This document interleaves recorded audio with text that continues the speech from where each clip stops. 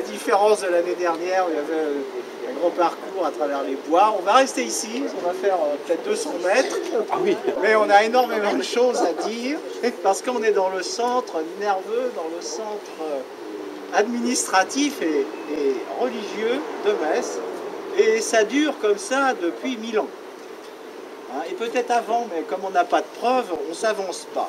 Mais pour ce qui est, quand je dis 1000 ans, c'est bien 1000 ans parce qu'il y a une charte datée du 860, et qui est du règne de Charles le Chauve et qui parle de Metz et dans des termes assez précis et qui sont en rapport avec ce que je vais vous dire. Donc voilà. Alors, ce que certains... L'église Notre-Dame,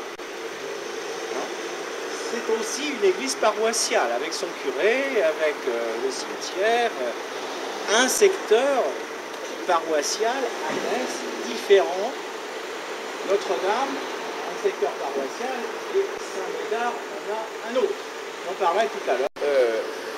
Entre les deux, là où nous allons passer, là où est Claude du Perche, il y a une petite maison. Elle n'est pas très... Elle n'a pas une grande façade, mais elle se prolonge derrière. Et c'est la maison de justice du 19e siècle. Je ne dévoile pas la totalité de ce que je vais dire tout de suite. Alors ensuite, l'église Saint-Médard, je ne vous la présente pas tout de suite, mais on a beaucoup de choses à dire sur son aspect extérieur, sur son aspect intérieur. La rue de la Ferté-Alais, qui s'appelait autrefois la rue du cul-de-sac, et qui est le prieuré de Saint-Médard. Voilà, ça fait quatre bâtiments qui ont occupé Metz, en fait c'est un ensemble monumental très serré, très dense. Voilà. C'était né dans un texte de 1300 et vous voyez, toujours, constamment, on écrit la ville de Metz. Bas latin, on écrivait ça plutôt Masia. Bon. Alors on va aller, si vous voulez bien,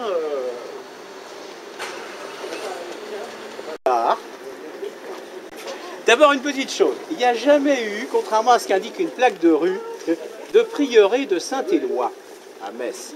Il y avait une seigneurie de Saint-Éloi, mais on a rajouté, pour, je sais pas, par erreur, pour croire que il y avait un prieuré. En fait non, il y a une maison de Saint-Éloi qui est un lieu noble. On a tracé à la craie cet emplacement. Pourquoi il est sur la chaussée? Parce que la chaussée n'était pas là. La chaussée est ici. La chaussée est devant ces façades. Il n'y a pas de carrefour. Et cette rue s'appelle la rue du cul-de-sac. C'est encore dans les cartes du XVIIIe siècle. Même 19e. On a dit rue de la Ferté-Alais, probablement en persan en 1835 à peu près. Régulier selon la règle, et moi j'observe Saint Benoît, moine bénédictin, et simple, ça veut dire probablement qu'il n'y a pas de gloire. C'est une histoire. C'est une charte de 860. Ce prieuré dépend d'une abbaye et on va beaucoup parler de l'abbaye de Saint-Lomère de Blois, mais avant il faut parler d'une petite abbaye qui était nichée dans un village du Perche, entre Chartres et Mortagne, Corbion, près de Moutier au Perche. Et là il y a une petite abbaye où sont les restes du saint, Saint Lomère. Saint Lomère est le patron du prieuré, le patron de la maison mère de l'abbaye de Corbion, et ils ont en 860 déjà une possession à Metz. Est-ce que le bâtiment est debout? J'en sais rien. Probablement pas, peut-être même il n'y a pas d'église, il y a peut-être un oratoire, peut-être une petite une chapelle.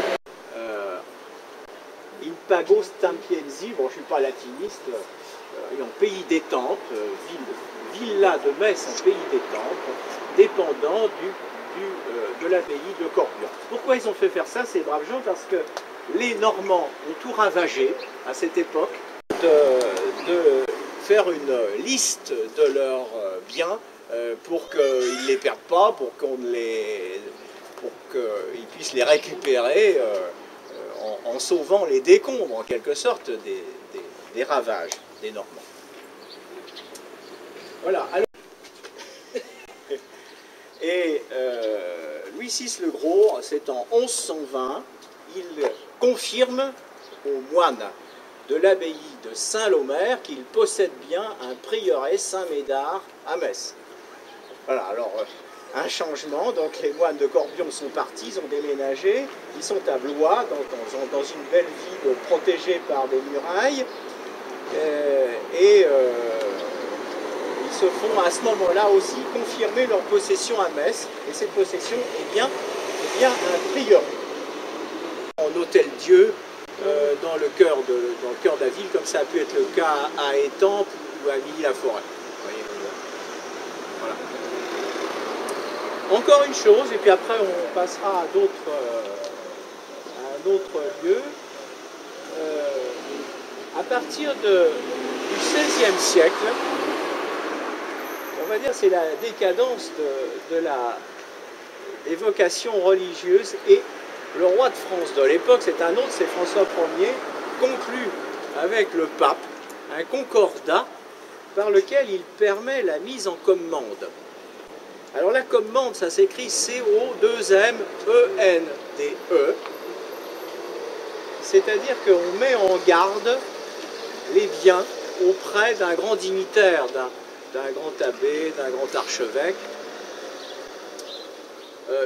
de quelqu'un qui perçoit des prébendes, si vous voulez. Hein. Il y aurait peut-être, je m'épuiserai à vous raconter tout ce qu'on peut dire sur Saint-Médard, et encore sûrement j'en connais pas la moitié. C'est une église très complexe. C'est une église très complexe, et imaginez que la nef n'a pas beaucoup bougé depuis l'origine. Mais le chœur, lui, a certainement été détruit. Le mot est un peu dur, mais je pense qu'il y a eu quelque chose comme ça, probablement à la guerre de 100 ans. Et on a remonté quelque chose de plus large. Mais ce qui est à peu près certain, c'est que, on le voit d'ailleurs quand on est place de la mairie, il y a la trace d'un petit mur. Et imaginez que il y a une grille. Dans les grandes églises, il y a un jumet. Ici, peut-être plus modestement, il y a une grille. Et de l'autre côté, c'est le Saint des Saints. Et c'est la règle. Les bénédictins ne vont pas rencontrer le public, enfin, les paroissiens, les fidèles. Donc voilà, c'est un peu, si vous allez au musée des Temples, vous verrez une belle grille qui faisait clôture à l'abbaye de Morigny. Et on a probablement vu la même chose en plus modeste, mais là, il y avait très certainement quelque chose qui arrêtait, faisait frontière avec ce qu'on appelle la manse conventuelle. Un rampant qui monte à moitié ou aux 3/4 des fenêtres. Il y en a même une côté est qui donne sous la charpente.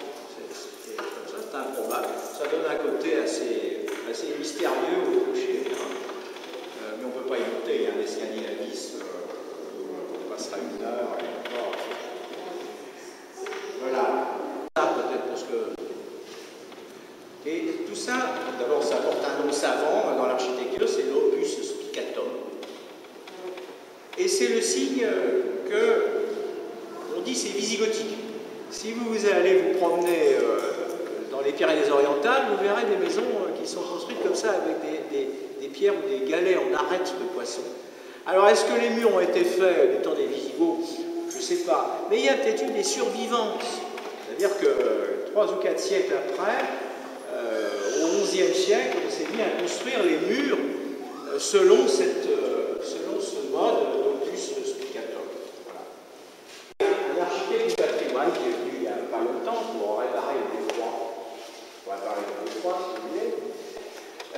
dit, oh ça, ce sont des chapiteaux très intéressants. Il y a les mêmes à la cathédrale de Sens. Voilà. Il y a les mêmes à la cathédrale de Sens. Alors, on est très fiers de ça. Peut-être que ceux-là sont plus modernes. Mais j'attire votre attention aussi sur le fait que les chapiteaux, vu que les chapiteaux des piliers qui supportent le clocher sont, à mon avis, grosso modo de la même facture. Très étroites, comme on le faisait du Xe au XIe siècle, mais elles sont probablement du XIIe. Voilà, elles ont une allure romane. Les voûtes ne sont pas en face des baies. Hein. Pourquoi ces arcatures avaient rogné un peu? Celle-ci d'une reprise plus tardive, probablement au XIIIe siècle. Hein. Et si on regarde ces chapiteaux, on voit qu'ils sont plus ouvragés, probablement d'une époque plus récente. Hein. Alors, ces chapiteaux, c'est pas rien. Je ne sais pas si vous regardez les chapiteaux dans les églises, mais particulièrement celui-là est très ouvragé. Hein. Il est encore à la manière romane. Le morceau d'architecture le plus tardif, c'est cette clé de voûte. Vous voyez cette clé de voûte qui est au chevet. Hein. Eh bien, elle est datée. Ça, c'est vraiment, c'est début XVIe siècle. Hein. C'est début XVIe siècle. Et donc, c'est la preuve qu'on a refait ce morceau de l'église probablement après la guerre de Cent Ans. On ne sait pas grand-chose de ce qui s'est passé à la guerre de Cent Ans dans la région, mais par exemple, on est à côté du château de Farcheville, et le château de Farcheville a été place forte, mais vraiment rôle essentiel dans la guerre, reprise par les Français puis par les Anglais, et c'est une pièce maîtresse dans le jeu de la guerre, hein, comme un peu plus loin à Pithiviers, Yèvre-le-Châtel. Hein. Eh bien ici on est à quelques kilomètres et probablement que ça ne s'est pas passé tout seul. On a remonté, il y a eu des dommages, des incendies, comme à Milly. Je crois qu'à Milly, l'église de Milly est incendiée. Hein. Donc on remonte. La chapelle des Seigneurs. Alors elle, c'est simple, vous voyez, il n'y a plus de piliers. Hein. Les voûtes descendent jusqu'au sol. Et il n'y a plus de piliers avec chapiteaux qui supportent la voûte. Non, on la fait descendre. Et ça, c'est le signe, vraiment, c'est le XVIe siècle. Hein. C'est très tardif. Au meunier Ingrin, qui est de, je ne sais pas combien, 1500 et quelques, je ne les connais pas par cœur. Les autres sont presque aussi intéressantes, mais on en a classé qu'une. On va savoir pourquoi, je ne sais pas. Et donc vous avez trois beaux épitaphes funéraires qui sont là. Il y en a deux. Il y en avait un qui était à un moment donné caché par la chaire. Et quand on a démonté la chaire, on s'est aperçu qu'il y avait ce morceau s'est baladé dans plein d'endroits de l'église. Finalement, il a été enchâssé dans l'hôtel, le nouvel hôtel Vatican II, on va dire, avant l'officier là, derrière. Hein. Et ça, c'est un bas-relief de bois du XVIIe siècle. C'est une des parties les plus intéressantes de l'église. Hein. Par contre, ne vous abusez pas sur ce retable. C'est probablement le sort de ce vieux retable. Pourquoi? Et ensuite, vous avez un temps de M. Pillarmet. Et la litre funéraire, ben, c'est le signe que le seigneur du lieu est mort ici et que son enterrement a eu lieu dans cette église. Alors, au moment de la cérémonie, on peint à la hâte un bandeau de deuil, en quelque sorte. Et le bandeau de deuil est armorié à ces arbres. Voilà. C'est une pratique du XVIIe siècle. J'avoue que j'en sais pas plus et je ne pourrais pas vous dire qui. Sur le pignon du collatéral, il y a une inscription.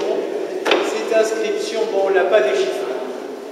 Saint-Village de Notre-Dame, que le cercle de poésie vient de se reformer avec ce parcours. Soyez assurés que je retrouve votre présence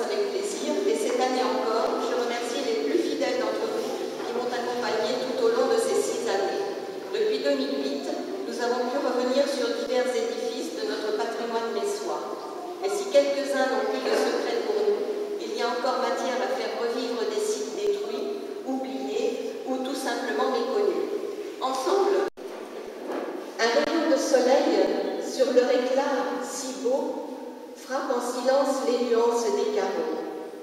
L'alliance des touches irisées de couleurs offrant au cristal pur la féerie de ses heures. Le temps s'arrête sur les gerbes de lumière.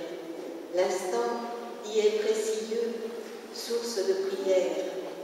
Mais déjà, on entend du cœur jusqu'aux vitraux l'Alléluia et l'Hosanna se faire écho.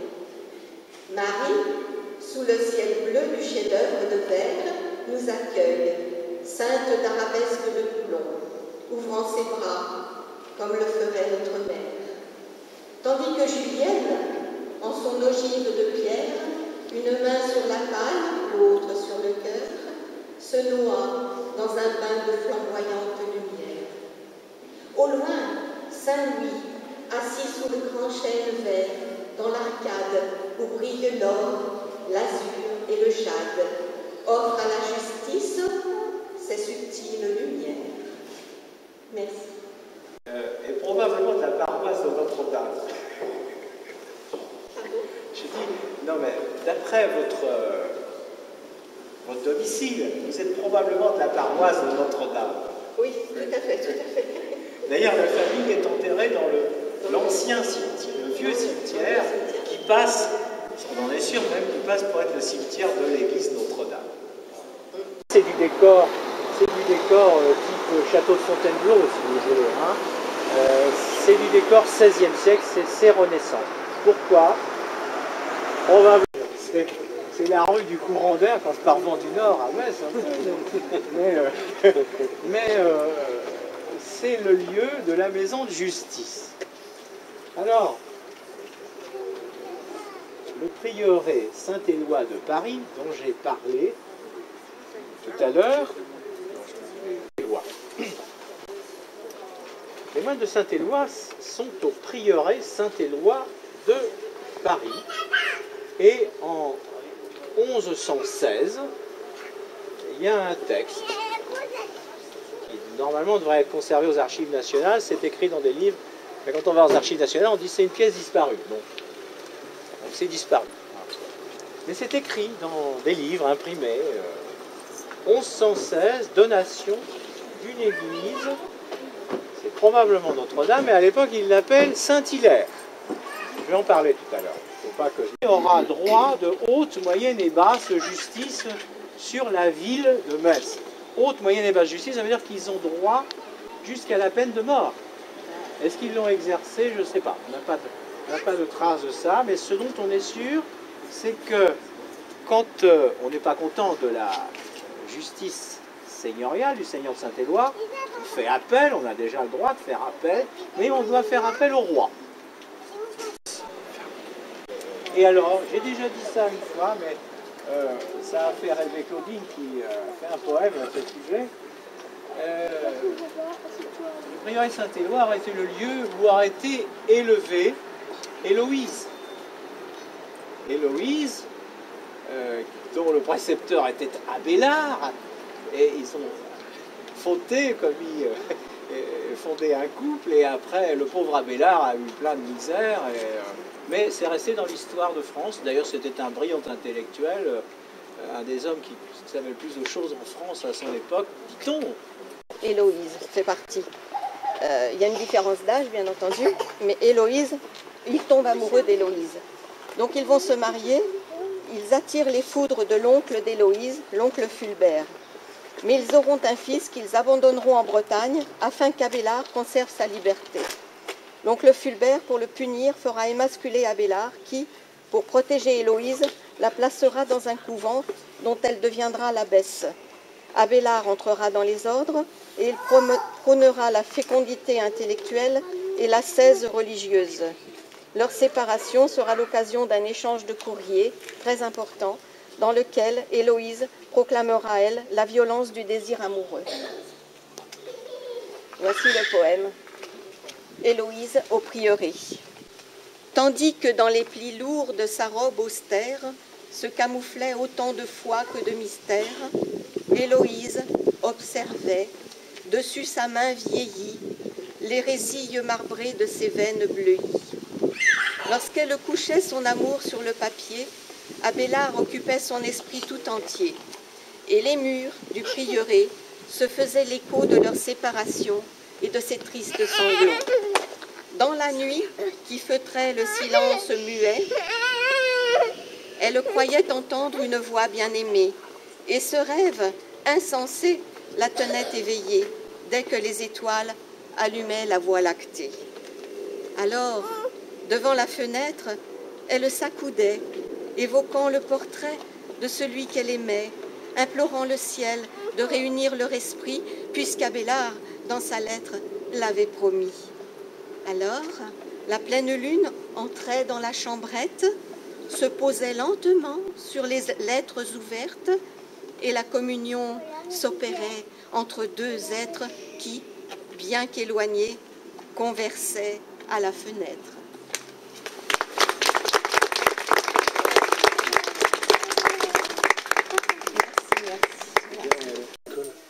De l'essor économique de ce bourg qui n'est pas rien, et pour qu'un roi ait signé une ordonnance accordant 2 foires à ce bourg, ben, c'est parce que ça avait un sens, ça avait une signification. Il y avait même sûrement un marché, une foire avant. Voyez. Ce don en 1972. Et on l'a restauré tout récemment parce qu'il était en très percé. Le cadre démonté. Ça allait finir ses jours très tristement. Et voilà. Maintenant, il a repris sa place comme une pièce de collection, ce qui mérite d'être. Ah oui, l'église de Nanto. Sur le rocher. Elle n'est pas grande, mais